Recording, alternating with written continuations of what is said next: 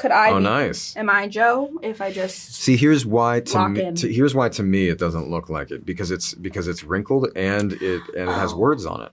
Well, yeah, it's Harry Styles merch. So that's, Oh, is that what it is? I was thinking. Yeah. I was like, who's Are you a Harry? fan? Yeah. Yeah. I wanted to ask you. Joe obviously has a very like signature look, especially when he's in his most evil form. Is it difficult for you to go out and be in disguise? Yeah, in a hat. Because you look more like Joe? Yeah, that's the joke, right? So I actually have to find, like when I see a hat that looks somehow, it's a thing. It's Okay. hard, there's a kind of hat that just looks like an anti-Joe hat. And I think I shouldn't describe it because then it doesn't work as well as it is. No, yeah, I was right? about to say, But going into it, I was like, don't give away your and secrets. I'm not talking about like a bucket hat here. It's like a normal hat, but there's okay. a color and a shape and a material that it's like, and if I kind of sit it on top of my head, especially without much hair here, it actually becomes a completely different look. I just look like some obnoxious hipster. So this has been lots of practice then, Yeah, trial and error. Yeah, because if I just put the hat on, it's like, hey, he's wearing a hat. He's look, wearing there's a hat. What's he doing? Yeah. He's on a mission. But bucket hats are a no then? No, my They wife don't would work never. out? Oh, okay. Like a mustache, she'll never let me, and I owe that to her. Okay. Because I did see some tweets online where it was like any celebrity in an airport who's wearing all black and has a hat, they're like, Joe is on the loose. Yeah, right. So I wanted to see. So like, could I? Oh, be, nice. Am I Joe? If I just see, here's why to lock me. in? Here's why to me it doesn't look like it because it's wrinkled and it has words on it. Well, yeah, it's Harry Styles merch. So that's, Oh, is that what it is? I was thinking. Yeah. I was like, who's Are you a Harry? fan? Yeah. Yeah. Okay. Yeah. Cool. Love that. All right, we'll get into spoilers now. I have to talk about the last episode, how meta it is and how much it really just dives into It does the thing. the girls thirsting online, which has been ongoing. You've been doing this for 7 years. Yes. So you've seen all of that. So what was your initial reaction to that being touched on and being part of Joe's end of his story? I mean, to me, I think it is as close to a perfect ending as it could be. Okay. You think of any show ever. Yeah. It's hard to land the ending. And I think in some ways it's not necessarily the point. That's not why you watch a show. You watch a show for the journey. I'll just say that. But I think this one, there was a demand to end it better than most because it's been a specific kind of journey. Joe's not every protagonist. He's, so awful in a lot of ways.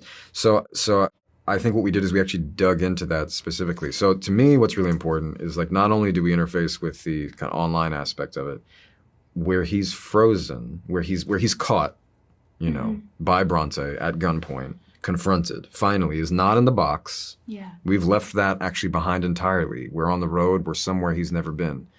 It's in the bedroom, in his underwear, in a state of undress, like when he's about to commit an act that for the first time we're seeing as abuse and truly predatory behavior, as opposed to the seduction it's always been. For the first time, you see him, and you don't want them to have sex. You don't want them to be together, and that's the point. It's not so much that he's a serial killer.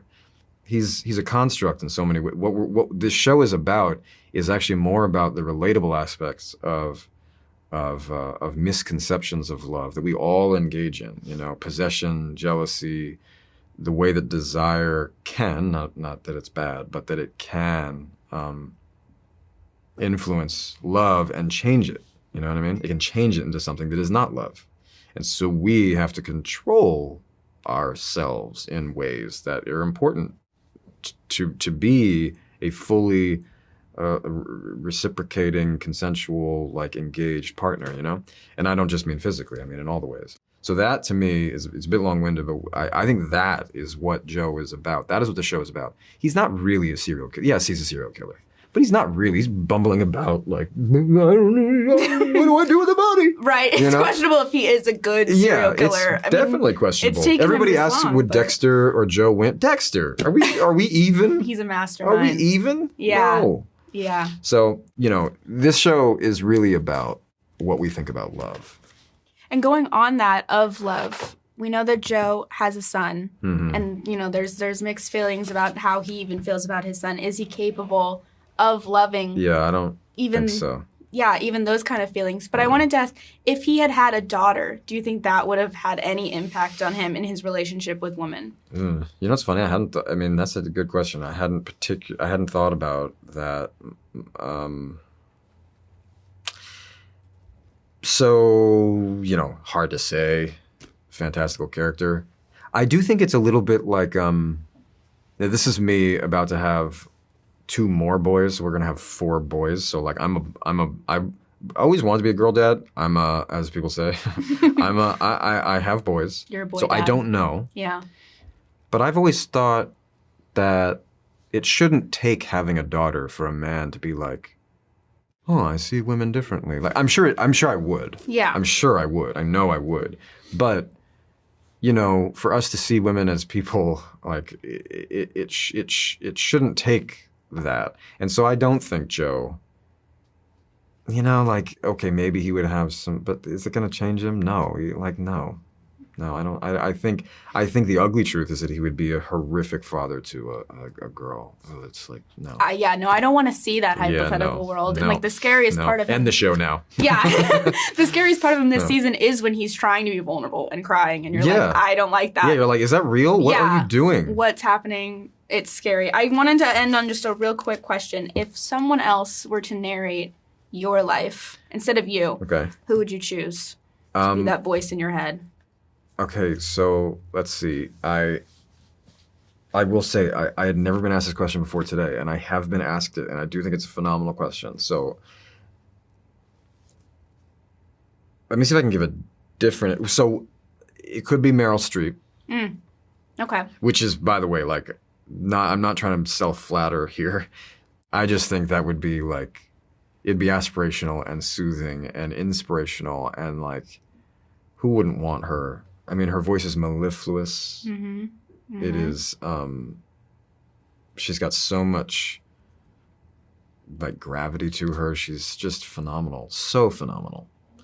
So amazing. So her, or maybe, there's another good voice, a male voice. I'm just kind of off the top of my head, Idris Elba. Oh, yeah. I mean... Why not? Why not? I mean, again, it has nothing to do with me here. I'm just thinking of good voices. Right. No, I agree. I think mine's Stanley Tucci, but that's just because I feel like he'd bring some spunk to it. Yeah, I don't know. He's very playful. Yeah, like I don't want it to be too serious. Yeah. I want it to bring, yeah.